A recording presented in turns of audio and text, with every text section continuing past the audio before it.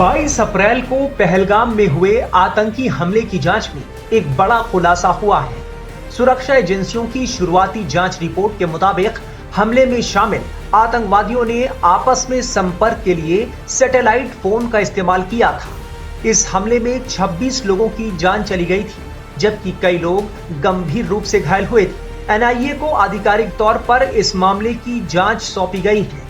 Satellite phone का इस्तेमाल इस बात की ओर इशारा करता है कि हमला एक सुनियोजित साजिश का हिस्सा था, जिसमें आतंकियों ने किसी भी तरह की निगरानी से बचने की कोशिश की। वहीं भारत पाकिस्तान से बदला लेने के लिए बड़े एक्शन प्लान पर काम कर रहा है। आज प्रधानमंत्री आवास पर पीएम मोदी की बड़ी बैठक हुई, जिसमें रक्षा मंत्री राजनाथ सिंह समेत एनएसए अजीत डोभाल भी शामिल हुए। माना जा रहा है कि आगे के एक्शन प्लान पर इस बैठक में चर्चा हुई है। देखिए, भारत की आतंकवाद के प्रति जो नीति है, प्राइम मिनिस्टर श्री नरेंद्र मोदी के नेतृत्व का ये जो नया भारत है, उसकी आतंकवाद के प्रति जो नीति है वो जीरो टॉलरेंस की है। और पाकिस्तान ने पहलगाम के आतंकी हमले को करके एक रेड लाइन क्रॉस की है, और इस रेड लाइन को क्रॉस करने की जो इसकी कीमत है वो पाकिस्तान को चुकानी होगी, और इस प्रक्रिया की जो शुरुआत है वो हो चुकी है।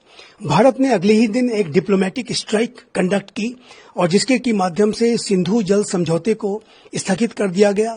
वाघा अटारी बॉर्डर पे जो गतिविधियां थी उसको रोक दिया गया है, और अन्य जो डिप्लोमेटिक मेजर्स हैं, जिसमें कि पाकिस्तान के जो डिफेंस अटैचे और पाकिस्तानी नेशनल्स को देश से बाहर करने का आदेश जारी किया गया। और ये एक जाहिर है कि डिप्लोमेटिक स्ट्राइक की गई, लेकिन इस कार्रवाई को जो भारत ने किया है अभी इसकी शुरुआत मात्र है, और आने वाले समय में बड़े मिलिट्री एक्शन की जो तैयारी है वो ये भारत कर रहा है। भारत के सुरक्षा तंत्र के द्वारा बड़े स्ट्रेटजीज को बनाने की प्रक्रिया जारी है, और जिसको कहते हैं कि at the time of our own choosing Bharat इसे रिस्पॉन्ड करेगा अपने सही समय और सही स्थल पर। और भारत के द्वारा ये जो मिलिट्री एक्शन होगा वो निसंदेह किया जाएगा। पाकिस्तान को उसके द्वारा किए गए कृत्यों की जो कीमत है वो चुकानी होगी। पाकिस्तान जो कि स्वयं आतंकवाद की आग में जल रहा है, चाहे वो खैबर पख्तूनख्वा हो, चाहे वो बलूचिस्तान हो, आतंकी बड़े हमले पाकिस्तान के अंदर ही कर रहे हैं।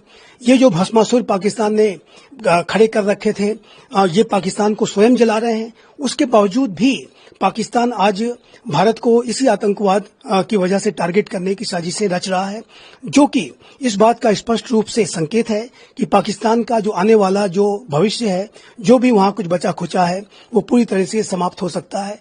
और पाकिस्तान जाहिर है कि अपने आतंक के जो कृत्य है उसकी और भी बड़ी और गहरी सजा भुगतेगा, ये स्पष्ट रूप से दिखता है। किस तरीके का एक्शन होगा, जैसे सिर्फ इकोनॉमिकली एक्शन होगा, या भारत किस तरीके का एक्शन और भी कर सकता है, और क्या हो सकता है इसमें?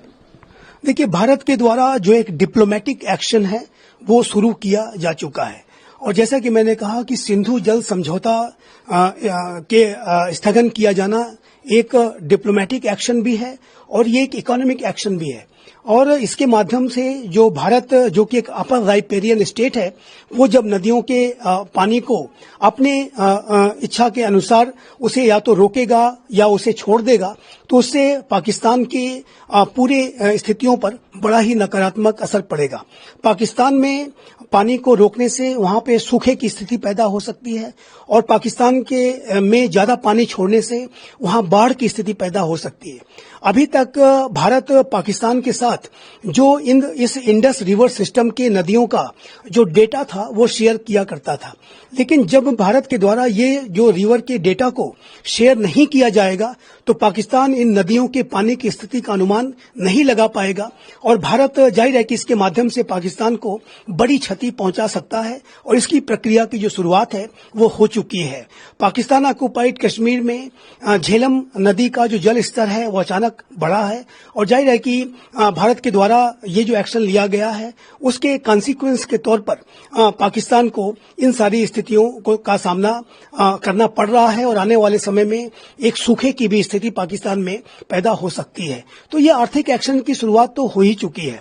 पाकिस्तान के द्वारा पहलगाम में जो हमला किया गया वो एक TRF नामक आतंकी संगठन ने उसकी जिम्मेदारी ली, जो कि लश्कर तोयबा का ही एक फ्रंट ऑर्गेनाइजेशन है। जाहिर है कि भारत पाकिस्तान की साजिश को भी एक्सपोज करेगा और इसकी वजह से इस बात की भी संभावना हो सकती है कि Pakistan financial action task force की ग्रे लिस्ट में फिर से चला जाए। और भारत की तो ये कोशिश होगी, भारत इस बात का पूरा प्रयास करेगा कि पाकिस्तान न सिर्फ फाइनेंशियल एक्शन टास्क फोर्स की ग्रे लिस्ट में जाए, बल्कि वो ब्लैक लिस्टेड भी हो जाए, ताकि पाकिस्तान को कोई कर्ज इत्यादि भी कोई राष्ट्र विश्व का न दे सके। तो पाकिस्तान के ऊपर जो डिप्लोमेटिक और आर्थिक जो कदम है वो पहले से ही उठाए जा रहे हैं, लेकिन ये जो कदम है जाहिर है कि ये काफी नहीं है। पाकिस्तान के द्वारा और उसके आतंक के आकाओं के द्वारा, पाकिस्तान की जो आतंक परस्त सेना और वहां की खुफिया एजेंसी के द्वारा जो ये साजिश रची गई है, जाहिर है कि उन मास्टर माइंड्स को भी इस हमले की जो कॉस्ट है वो पता चलनी चाहिए। पहलगाम आतंकी हमले के बाद पाकिस्तान के खिलाफ कठोर और ऐसे कदम उठाने की मांग हो रही है जिसे वो हमेशा हमेशा तक याद रखे। ये सरकार की बहुत अच्छी पहल है, क्योंकि NIA एक स्पेशलाइज्ड एजेंसी है जिसका काम ही टेररिज्म की इन्वेस्टिगेशन करना है। मुझे पूरी उम्मीद है कि ये केस NIA के पास आने के बाद जल्द ब जल्द जो इस हीनियस क्राइम के, जो बर्बरता के जो जिम्मेवार हैं वो पकड़े जाएंगे, वो सामने लाएंगे और उनके खिलाफ कार्रवाई होगी। तो जो टेररिस्ट एक्टिविटी में जो हैं उनको, उनके घर को डिस्ट्रॉय किया जाए, किस तरह से देखते हैं इसको? देखिए, लोगों की रिएक्शन इसके ऊपर जो है वो डबल रिएक्शन है। कुछ लोग कहते हैं अच्छा हुआ, कुछ लोग कहते हैं नहीं अच्छा हुआ, लेकिन जहां तक मेरा ख्याल है, मैं समझता हूं कि जो अच्छा हुआ, क्योंकि ये जो दहशतगर्द हैं और उनकी फैमिलीज हैं, ये मिले हुए हैं। अगर दहशतगर्द बन गया बेटा और फैमिली को मंजूर नहीं है तो उन्हें सिक्योरिटी फोर्सेस के साथ कोऑपरेट करना चाहिए, लेकिन वो ऐसा नहीं करते हैं। वो उसकी इन्फॉर्मेशन सिक्योरिटी फोर्सेस को नहीं देते हैं, वो अपने बेटे को बचाते हैं, अपने घर को जखीरा इस्तेमाल करने के लिए दे देते हैं, वहां पे एम्युनिशन डंप और हथियारों के डंप बनाए जाते हैं। तो सही है कि सच बात है कि वो उसका मदद कर रहे हैं। अगर वो उसकी मदद कर रहे हैं तो वो उनको भी ये सजा मिलने के वो हकदार है। जो बॉर्डर ट्रीटी है उसको सस्पेंड कर दिया गया है, उसके बाद सरकार ने कहा है कि उनको पाकिस्तान को एक बूंद पानी भी नहीं दिया गया। देर आयद दुरुस्त आयद, ये तो कदम बहुत पहले ले लेना चाहिए था। इंडस वाटर ट्रीटी जो एक बहुत ही वन साइडेड ट्रीटी है, अगेंस्ट इंडिया है, अगेंस्ट इंडियन इंटरेस्ट है, particularly interest of Jammu and Kashmir. Jammu Kashmir का पानी जो है वो पाकिस्तान को जा रहा है, जम्मू कश्मीर का उसके ऊपर कोई भी हक नहीं है। तो ये मेरी नजर में बहुत पहले ऐसा कर लेना चाहिए था, लेकिन अच्छी बात है अब भारत सरकार ने जो कदम लिया है और जल्द ही पाकिस्तान इस बात को समझेगा कि क्या वैल्यू है और भारत की जो एक किस्म की दयानतदारी थी पाकिस्तान के खिलाफ, उसका नाजायज फायदा पाकिस्तान उठा रहा था। अब पाकिस्तान को समझना पड़ेगा और दहशतगर्दी खत्म करनी पड़ेगी। लोकल एक्टिविटीज टेररिस्ट ने उनको मार दिया है, किस तरह से देखते हैं? ये कुपवाड़ा में जो हादसा हुआ है, it's too early to comment, मालूम नहीं है, हो सकता है जो आपसी रंजिश का कोई मामला हो, क्योंकि अभी तक सामने नहीं आया कि इनको दहशतगर्दों ने मारा है। हमें वेट एंड वॉच करना पड़ेगा कि इसका मकसद क्या था मारने का। पहलगाम हमले के बाद भारत सरकार पाकिस्तान के खिलाफ लगातार कड़े एक्शन ले रही है। अब मोदी सरकार ने एक और कड़ा फैसला लेते हुए पाकिस्तान के कई बड़े YouTube चैनल बैन कर दिए हैं।